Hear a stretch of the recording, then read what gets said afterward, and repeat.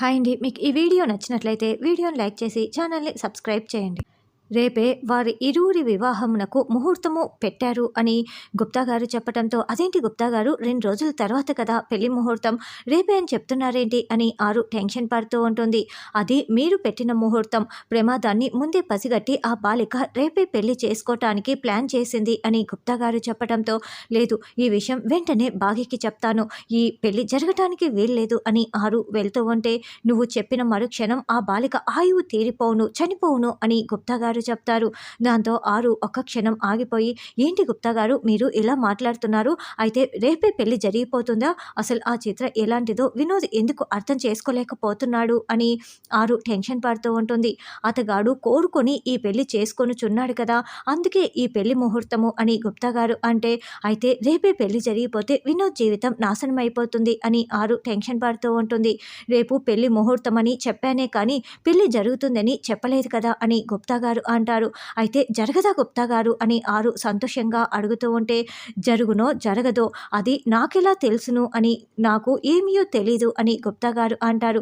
మీకే క్లారిటీ లేనప్పుడు నాకెందుకు చెప్పటం అని ఆరు అంటుంది. ఇదిగో నువ్వు ఇలా మానసిక సంఘర్షణకి లోను అవుతూ ఉంటే వీక్షించుటకు అని గుప్తా గారు అంటారు. రేపటి వరకు ఈ పెళ్లి జరుగునా జరగదా అని నువ్వు ఆలోచిస్తూ ఉండు బాలిక, రేపటి వరకు నీకి సంఘర్షణ మాత్రం తప్పదు అని గుప్తా గారు వెళ్తారు. తెల్లవారగానే చిత్ర పెళ్లి కూతురుగా రెడీ అయిపోయి గుడిలో దర్శనానికి వస్తుంది. పూజారి గారు, ఇదిగో ఈ తాల్ని స్వామివారి పాదాల దగ్గర పెట్టి పూజ చేసి ఇవ్వండి అని చెప్తూ ఉంటే, ఏంటమ్మా తాల్ని నువ్వు తీసుకువచ్చావు, పెళ్లిలో అన్ని పూజలు చేస్తారు కదా, ఇలా తాలికి సపరేట్గా పూజలు చేయవలసిన అవసరమే లేదు అని పూజారి గారు అంటారు. అంటే అంత సమయం లేదు పూజారి గారు, అందుకే ఇలా తాళి తీసుకువచ్చాను అని చిత్ర చెప్తుంది. అంటే నీదే నా తల్లి పెళ్ళి అని పూజారి గారు అడగటంతో, అవునని చిత్ర అంటుంది. అయితే పెళ్లి కొడుకు తల్లిదండ్రులు కదా తాళి తీసుకురావాల్సింది, నువ్వెందుకు తీసుకొచ్చావమ్మా అని అడగటంతో, వాళ్ళకి అర్జెంటు పని ఉండి రాలేకపోతున్నారు, అందుకే నేను తీసుకువచ్చాను, ముందు పూజ చేసి ఇవ్వండి అని తాళి ఇవ్వటంతో, అలాగేనమ్మా నువ్వు అంతలోపల అందరి దేవుళ్ళకి మొక్కుకుని రా అని పూజారి గారు చెప్తారు. ఈ లోపల మనోహర్ దగ్గర నుంచి ఫోన్ కాల్ వస్తుంది. చిత్ర నువ్వు గుడిలోనే ఉన్నావా అని మనోహరి అడగటంతో, నేను గుడిలోనే ఉన్నాను మనోహరి, వినోద్ అక్కడి నుంచి బయలుదేరుతాడు కదా అని చిత్ర చెప్తుంది. ఇంకా గంట సమయం ఉంది కదా, ఈ లోపల బయలుదేరి వస్తాడు. అమర్కి ఏ క్షణం నిజం తెలిసిపోతుందో అని నేను ఎంత టెన్షన్ పడుతున్నానో తెలుసా అని మనోహరి అంటే, ఎందుకు మనోహరి అంత టెన్షన్, ఇంకా గంట సమయమే కదా ఉండేది, ఈ లోపల మా పెళ్ళి జరిగిపోతుంది అని చిత్ర అంటుంది.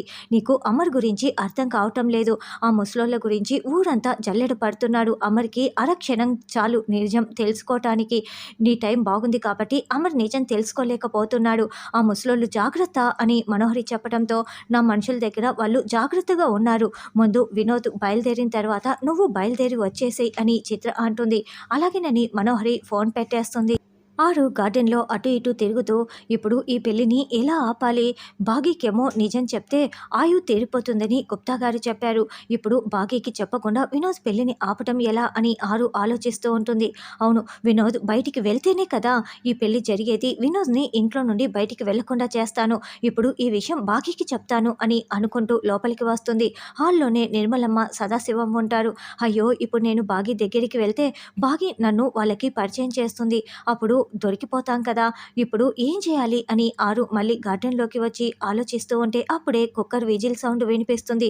అరే బాగి కిచెన్లో వంట చేస్తోంది అని కిటికీ దగ్గరికి వెళ్ళి, బాగి అర్జెంటుగా బయటికి రా, నీతో మాట్లాడాలి అని చెప్పడంతో బాగి పరుగులు పెడుతూ బయటికి వస్తుంది.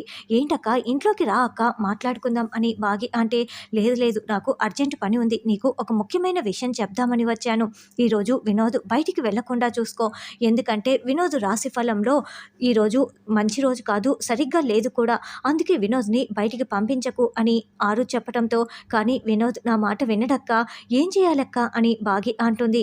అయినా రాశి ఫలాలు నీకెలా తెలుసక్క, వినోద్ది ఏ రాసో అని బాగి అంటే, అయ్యో పక్కింటి వాళ్ళం ఆ మాత్రం తెలుసుకోలేమా, ఉప్పు పప్పు ఇచ్చి పుచ్చుకుంటున్నట్లు రాశి ఫలాలు కూడా తెలుసుకున్నానులే అని ఆరు అంటుంది. అక్క ఉప్పు పప్పు వరకు ఓకే అక్క, కానీ రాశి ఫలాలు తెలుసుకోరు కదక్క అని బాగి అంటే, ఇప్పుడు అవన్నీ అవసరమా, నాకు అర్జెంటు పని ఉంది, నేను వెళ్ళాలని చెప్తున్నా కదా, నువ్వు మాత్రం వినోద్ని బయటికి పంపించకు అని ఆరు అంటే, అదే అక్క వినోద్ నా మాట వినడు, అయినా వినోద్కి బయటికి వెళ్ళే పని ఉందో లేదో నాకెలా తెలుస్తుంది అని బాగి ప్రశ్నిస్తూ ఉంటుంది. అప్పుడే మనోహరి తన గది బయటకు వచ్చి నిలబడి ఉంటుంది. వినోద్ మెట్లు దిగి వస్తూ ఉంటాడు. అదిగో వినోద్ వస్తున్నాడు, వెళ్ళు వెళ్ళు అడ్డుకో అని ఆరు చెప్పడంతో బాగి పరుగులు పెడుతూ లోపలికి వస్తుంది. అమ్మ నాన్న నాకు పని ఉంది, రావటానికి లేట్ అవుతుంది అని చెప్పటంతో జాగ్రత్త నాన్న అని నిర్మలమ్మ చెప్తుంది.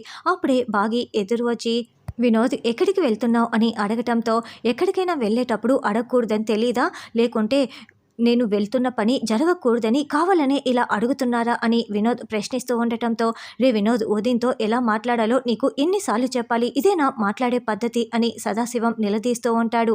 నాకు కూడా ఆవిడతో మాట్లాడడం ఇష్టం లేదు, నాకు దూరంగా ఉండమని చాలాసార్లు చెప్పాను కదా నాన్న, అయినా కూడా ఆవిడ నాతో ఎందుకు మాట్లాడుతోంది అని వినోద్ అరుస్తూ ఉంటే, ఎందుకంటే తను ఈ ఇంటి కోడలు కాబట్టి, నీ వదిన కాబట్టి తను అడిగితే నువ్వు సమాధానం చెప్పాల్సిందే అని సదాశివం అంటాడు. అయినా మా అమ్మ నాన్నే నువ్వు ఎందుకు వెళ్తున్నావు, ఎక్కడికి వెళ్తున్నావు అని ప్రశ్నించరు, నేను నీకెందుకు చెప్పాలి అని వినోద్ అంటాడు. రే వినోద్, నేను చెప్తున్నాను కదా, తను ఈ ఇంటి కోడలు, తనతో ఇలాగే నా మాట్లాడేది, తనకి చెప్పాల్సిన అవసరం నీకు ఖచ్చితంగా ఉంది, చెప్పే తీరాలి అని సదాశివం తిడుతూ ఉంటాడు. అవును, నీ పద్ధతి అసలు బాగోలేదు అని నిర్మలమ్మ సదాశివం ఇద్దరు వినోద్ని తిడుతూ ఉంటారు. పర్వాలేదులే వినోద్, నువ్వు చెప్పన అవసరం లేదు అని బాగి అంటే వాళ్ళిద్దరూ తిట్టారని చెప్పి నేను నా ఫ్రెండ్స్ని కలవటానికి వెళ్తున్నాను, లంచ్ కూడా బయటే చేసి వస్తాను, లేట్ అవుతుంది చాలా అంటూ వినోద్ కోపంగా వెళ్తాడు. వినోద్ అని సదాశివం బాగి పిలుస్తున్నా కూడా వినోద్ వెళ్ళిపోతాడు. అమ్మయ్య అని మనోహరి చాలా సంతోషపడుతూ ఉంటుంది. ఎలాంటి కొడుకుని కన్నావే చీ అంటూ సదాశివం నిర్మలమ్మని చీకొట్టి లోపలికి వెళ్తాడు.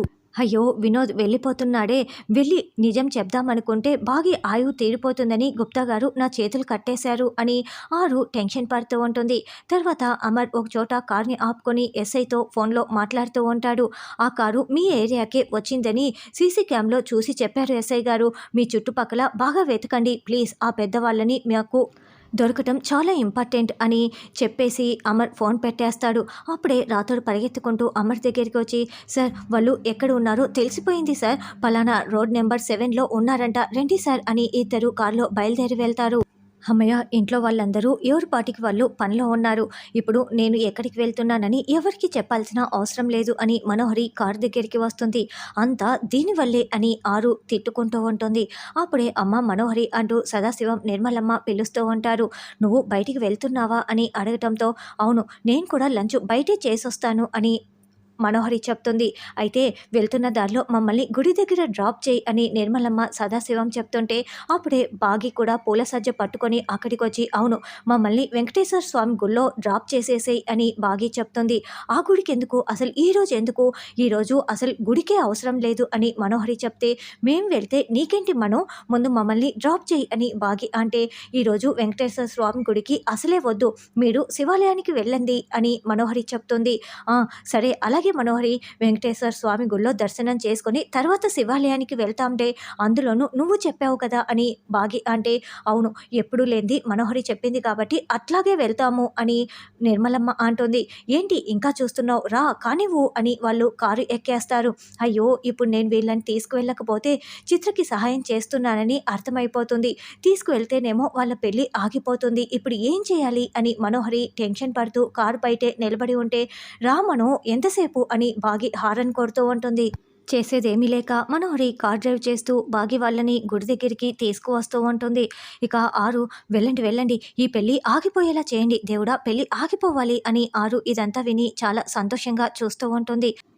వినోద్ చిత్ర దగ్గరికి రాగానే ఏంటి చిత్ర, అసలు ఇంట్లో వాళ్ళకి చెప్పకుండా ఎందుకు గుడి దగ్గరికి రమ్మని చెప్పావు, నేను సంతోషంగా ఉండటమే కదా మా అమ్మ నాన్న కోరుకునేది అని వినోద్ మాట్లాడుతూ ఉంటే చిత్ర ఆలోచిస్తూ ఉంటుంది. అసలు ఏమైంది నీకు, ఏదో ఆలోచిస్తున్నావు, టెన్షన్ పడుతున్నావు అని వినోద్ ప్రశ్నిస్తూ ఉంటాడు. శారీ కూడా మంచిది కట్టుకున్నావు, పెళ్లి కూతురులా రెడీ అయ్యావు, ఏంటి సంగతి అని వినోద్ ప్రశ్నిస్తూ ఉంటాడు. అంటే ఈరోజు మన పెళ్ళి అని చిత్ర మాట్లాడుతూ ఉంటే అప్పుడే అక్కడ పెళ్లి చేసుకోబోయే ఒక జంట ఏంటి ఇంతవరకు వచ్చిన తర్వాత ఇప్పుడు తాళి కడుతుంటే వద్దని చెప్తున్నావు అని పెళ్లి కొడుకు పెళ్లి కూతుర్ని నిలదీస్తూ ఉంటాడు. మనం ఇంట్లో వాళ్ళని ఒప్పించి పెళ్లి చేసుకుందామండి, ఇలా వద్దండి అని పెళ్లి కూతురు నచ్చ చెప్తూ ఉంటే అప్పుడే వినోద్ అక్కడికి వచ్చి అవును, పెద్దల్ని ఒప్పించి అంగీకారంతో పెళ్లి చేసుకోవాలి, ఇలా దొంగగా కాదు అని వినోద్ చెప్తుంటే అదేంటి వినోద్ అలా మాట్లాడుతున్నావు, వాళ్ళు ఒకరిని ఒకరు ఇష్టపడ్డారు, పెళ్లి చేసుకుంటే తప్పేంటి అని చిత్ర అంటే లేదు చిత్ర, ఇంట్లో వాళ్ళని ఒప్పించే పెళ్లి చేసుకోవాలి. ఇది చాలా పెద్ద తప్పు. నేను అమ్మా నాన్నతో ఆ రోజు మాట్లాడినందుకు ఎంత బాధపడ్డానో తెలుసా అని వినోద్ అంటాడు. అయ్యో! ఇప్పుడు వినోద్ ఇంట్లో వాళ్ళకి తెలియకుండా నా మెడలో తాళి కట్టడే ఏదైనా మనోహరి ఐడియా ఇస్తుందేమోనని చిత్ర మనోహర్‌కి ఫోన్ కాల్ చేస్తూ ఉంటుంది. మను, బాగానే ఉన్నావా అని బాగి అడుగుతూ ఉంటే అంటూ మనోహరి టెన్షన్ పడుతూ ఉంటుంది.